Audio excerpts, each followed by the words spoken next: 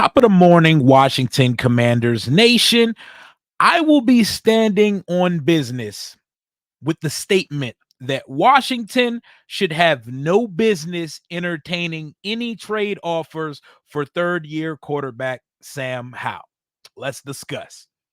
How y'all feeling this morning? We are about 1 week away from the start of the 2024 NFL Draft Combine, and it's now rumor mill season, lying season. Everybody is an expert in an NFL insider season on social media. And coming out of New York this week, Connor Hughes, huge guy when it comes to covering the Jets and the Giants, has come out to say some within the Jets front office believe that Commanders quarterback Sam Howell has high upside if he sits behind Aaron Rodgers for 2 seasons. His cap hit would be just under $1 million for each of the next 2 seasons, which is a huge draw to Woody Johnson. And on Washington's end, where I will be speaking from, I see no value of shopping Sam Howell, the backup quarterback, to our rookie or possible bridge starter while the rookie is getting his reins together, while he's taking the training wheels off. But I imagine Washington is going to go ahead and draft a rookie quarterback with the second overall pick in the draft.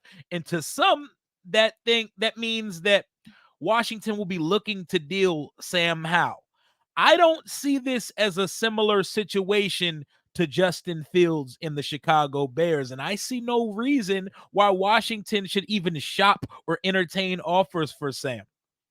Reason number one, his value is not going to be as robust as Justin Fields. And I disagree from a skill standpoint on that assessment. I think Sam Howell, through 17 or 18 NFL starts, has shown more as a passer in this league than Justin Fields. In 1 year as a starter, Sam Howell was 54 yards shy of a 4,000-yard season, 21 touchdown passes, 263 rushing yards, which was 9th in the league, 5 rushing touchdowns, which was 4th in the league. Justin Fields does not have a 3,000-yard passing season yet. Justin Fields does not have a 20-touchdown passing season yet in 3 years. Sam did it in his first year as a starter, despite the fact that he was sacked 65 times and played for an abysmal offensive coordinator in an experimental lame duck year quarterbacking for the Washington Commanders. And why I think Sam, his value as a quarterback should be closer to equivalent or superior to Justin Fields. The league always views you how you came into this league, and that's the unfortunate part for Slinging Sammy. Justin Fields was traded up for in the first round of the NFL draft, so ego, groupthink, and just nasty boy business of NFL dealings is why someone's going to feel like a second and a fourth, they can fix the mechanical deficiencies of a Justin Field. But Sam Howell, he slipped to the 5th round of one of the worst QB classes we've seen in quite some time, where Purdy looks like the only decent quarterback in the entire class so far after a couple years. He slipped to the 5th in a historically bad class. So unfairly, the NFL is going to view Sam Howell as a 5th round pick until proven otherwise. And while he did some good things, there was the Denver game, the 2 Philadelphia games where he outplayed and outwitted a prior year MVP candidate in Jalen Hurts twice at Philadelphia and at Washington.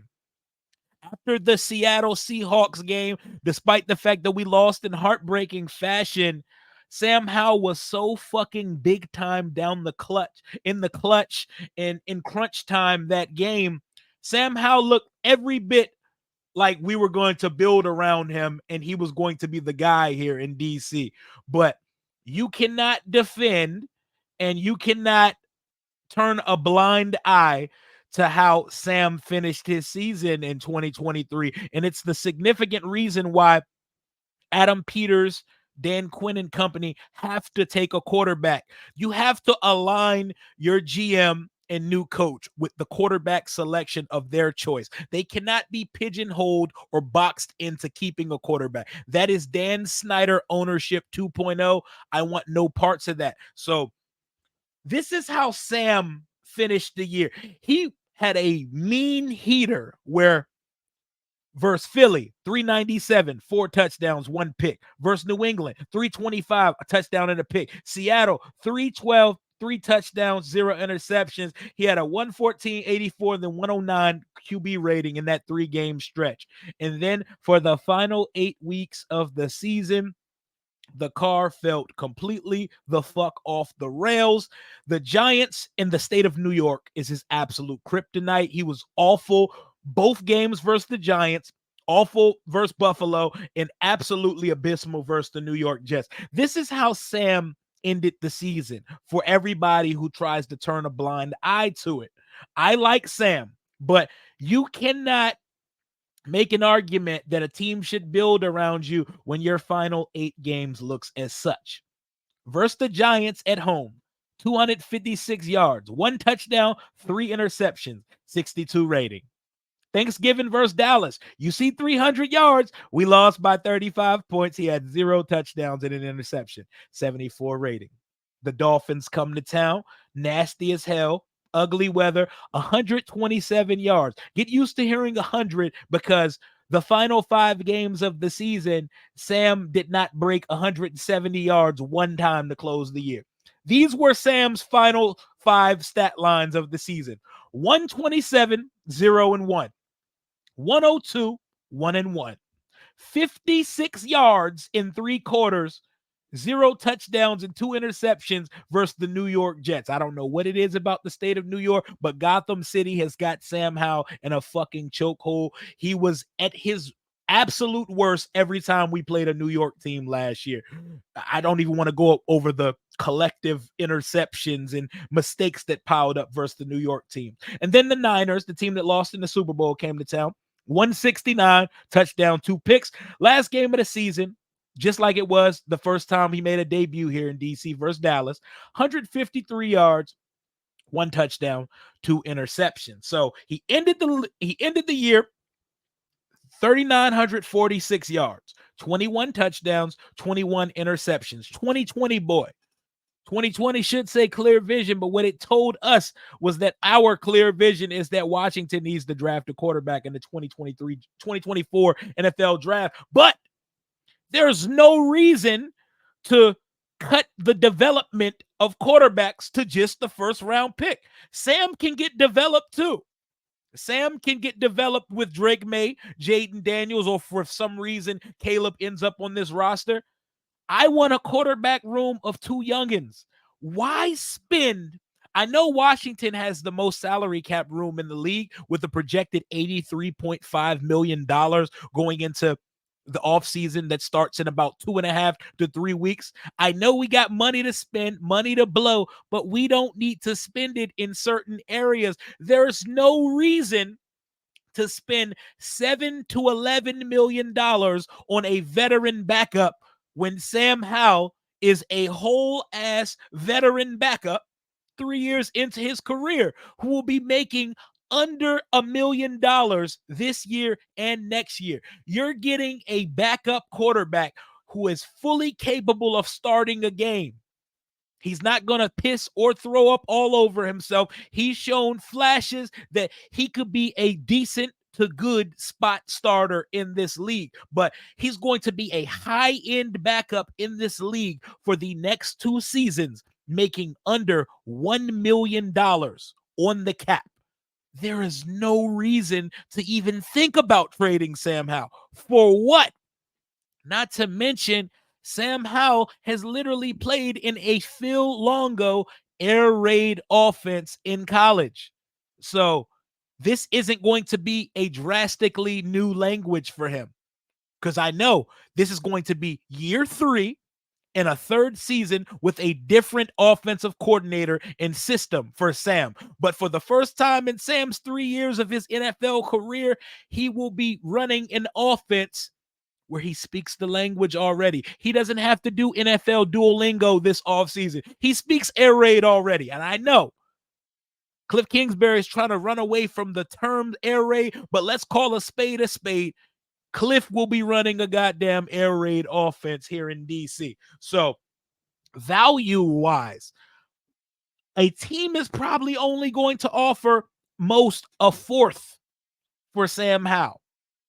I'm not trading Sam Howell for a fourth-round pick to then go sign some jag like Mitchell Trubisky for $6-7 million a year. That's 5 to 6 times more than Sam Howell, and Sam Howell is better than Mitch Trubisky, who went top 2 over Mahomes and Watson the year he came out. I will say it with my chest. Sam Howell is a better quarterback than Justin Fields is. That's why I have no interest in trading for a guy 3 years into his career who still struggles to process defenses and that still misses routine and layup throws. Sam Howell's better than Fields. Fields is going to get a 2 and a 4 for Chicago. The only reason Howell is not going to is because, one, how badly his season ended, and two, because teams are not going to look any differently than how they looked at him when he was drafted, because they can say this is why he fell to the 5th round. When they see you as a 5th rounder, until you prove otherwise, you're going to always be viewed as a 5th round draft pick. There's no reason for Washington to trade this guy. Let's just say Washington drafts Sam Howell's best friend, Drake May of the UNC Tar Heels. We have a quarterback room that is going to be we're gonna have a buddy ass, like, who pushes you better than one of your good friends? It's not unfair to Sam. It's not weird. It's not awkward. He would welcome Drake May with open arms to come in and compete, learn, and develop with him. Who better to go through the rigors of NFL development than with your best friend? Sam Howell's a good kid. He's not worried about if his best friend is drafted here in DC. I don't know if you guys keep up with how close quarterback rooms are in the league, but the majority of them, those guys golf together, those guys vacation together, they travel with their wives, and the quarterback room is as close-knit as the O-line group and as the coaching staff. So the Drake May would be a fucked up move for Washington, considering his relationship with Sam Howell narrative. Not something I'm actually paying attention to. And I'm looking at the compensation value for Sam. It's not going to be Justin Fields. It's going to be more so Josh Dobbs. The Cardinals traded a 5th rounder for Josh Dobbs and then flipped him for a 6th rounder later in the season. We're looking at fourth, fifth rounder at peak for Sam Howell. 21 season, just under 4,000 yards. There's definitely enough for a team to be interested in, but it's not going to move the needle enough for me personally for me to actually cut bait with this guy. It would be malpractice to give up a high-end NFL backup quarterback who's going to make under $1 million for the next 2 years. And then you can either let him leave or you can sign him to another backup contract, a legit Taylor Heineke style backup contract going forward if you want to keep the continuity together if our first rounder hits in the draft this year. But I just don't see any reason why Washington should even shop him or listen to offers for him. For what? I don't want one of these vet jags on the roster who's going to ask for 6, 7, 8, 10, 11 million with incentives. No, because I look at it like this. If we draft Jaden Daniels or Drake May, if they need someone to come in and start for a little bit as a bridge, Sam is the perfect candidate. If one of them gets banged up and we need a spot starter to come in and run the offense business as usual until they get ready again, Sam is the perfect candidate. Sam showed a lot of characteristics of an NFL starter. While I appreciate the good he did in 2023, it was not enough as a full body of work to convince me that Washington should look away from Jaden Daniels, Drake May, Caleb Williams in the 2024 NFL draft. And that would be irresponsible as hell. Washington, with the beast that they just put together of a coaching staff, the GM that they just brought in from San Francisco, I don't think this franchise is planning on picking second in the NFL draft again anytime soon. So you got to make that pick count, and you got to go ahead and draft you a franchise quarterback.